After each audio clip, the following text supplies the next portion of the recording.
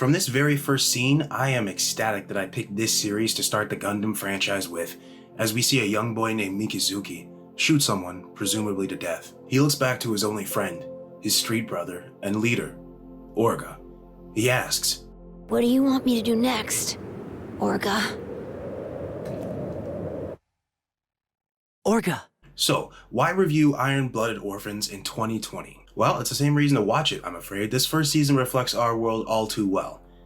We watch disenfranchised kids, a wealthy girl, and some apparently gold-hearted gangsters decide to take on a massive government and its violent, cowardly tactics, based on mutual human dignity and respect for each other. Now, in our world, we have cops in New York kettling innocents, civilians who are just standing up for every citizen's right by protesting, and eventually in the show, we see our underdogs involved in an uprising that has itself been set up to fail by the government.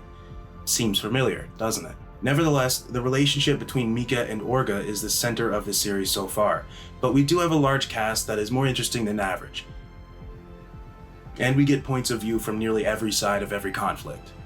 Along with cute characters engaging in this world, we get meaningful quiet moments, tension-filled fights, and disturbing executions. This is my very first Mobile Suit Gundam series review, and apparently the darkest. That's no coincidence. Growing up, I did not think that Gundam was going to be for me.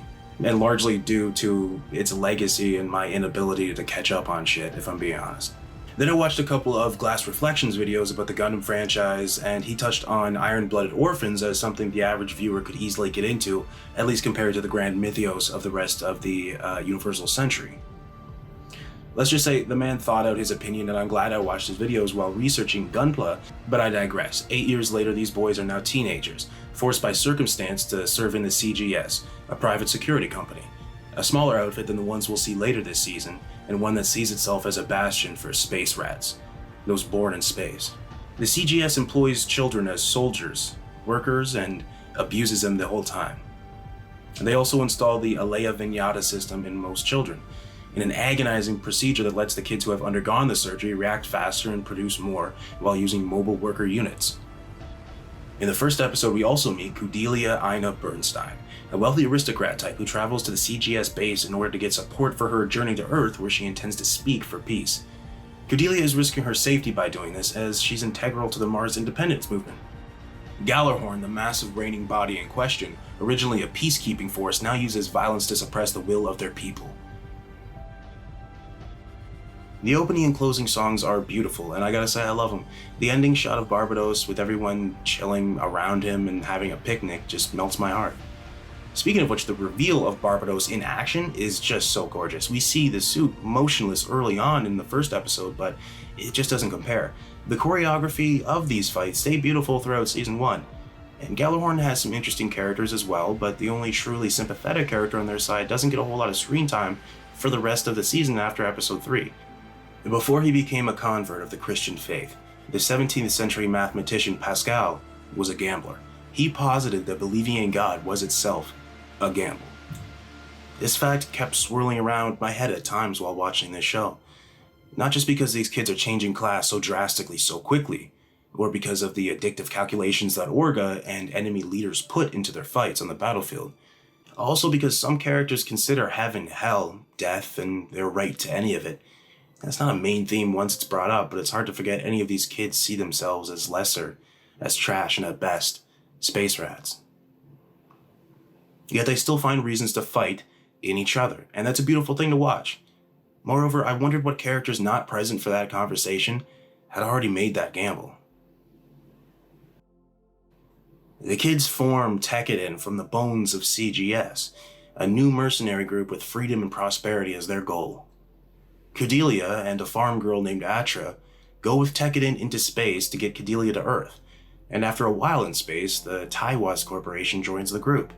This is where the world truly opens up and we start seeing the conspiracies working in the background. Now the second half of season 1 is where the actions of our heroes and villains start catching up with them, and a mysterious new masked character enters the fray, with Tekkadan in his sights. But before that, Tekkadan and their companions end up in the middle of a revolution. Are they using it to their advantage, just getting through it, or being used themselves? Corruption, conviction, and consumption become themes to the overall plot, and it's handled well enough. It's also thrilling to watch. Now, female characterization is a common problem in all creative media, and the medium of anime is no exception. At the end of the day, you have to wonder, is this poor writing or the fact that most fiction takes place in a patriarchy? In my opinion, at the end of the day, it's just poor writing. There are exceptions, and they tend to come from female creators or productions with female input and influence. Time has proven in general that man has issues considering alternate perspectives. Now, Cordelia and Atra, the first two real female leads of this massive cast, do get development, but the stories also do breeze through or wallow in sexist tropes at times. Depending on how invested in the believability of their arcs you are, you may not last long enough to see them have some amazing or at the very least interesting moments. If you're really tired of the love triangle trope, for example, by the time Atra makes a sacrifice for Cordelia and the crew, it'll likely ring a bit hollow and weird. Now, I personally think this show is fun and interesting, but if I was a woman, I don't know how long I'd last. Maybe not long enough to see some female badass pilots show up, which they do. McGillis in particular, a cunning and intelligent character that has plans of his own for the entire government, is fascinating to watch, but he straight up has a child bride. It's political and he treats her like a daughter more than anything, so it's fine in most characters' eyes, if not a blatant power grab, but it's a little bit jarring still. Now, I personally can't tell what any one person, male or female or whatever, will love when it comes to their entertainment. And I know there are many female Gundam fans, but there are also better female Gundam characters. At least that's what I'm told, so this one's hard to judge. So I'll just tell you what I feel. So far in this series, I'm invested in all of the main characters, but the women could have been handled better. The action and pacing are damn good. The first 3 episodes are akin to a tight TV movie. Think Attack on Titan's first 3 episodes with much less death. Well, less death. The music and set pieces go hand in hand. When those emotional moments meet that score and the characters are fighting for their lives, just puts a Sunday morning cartoon stunned smile on my face. Stuck between fun, beautiful grounded sci-fi, and emotionally retching choices and acts, Season 1 is a relevant blend of what the f***, and I wholeheartedly recommend it.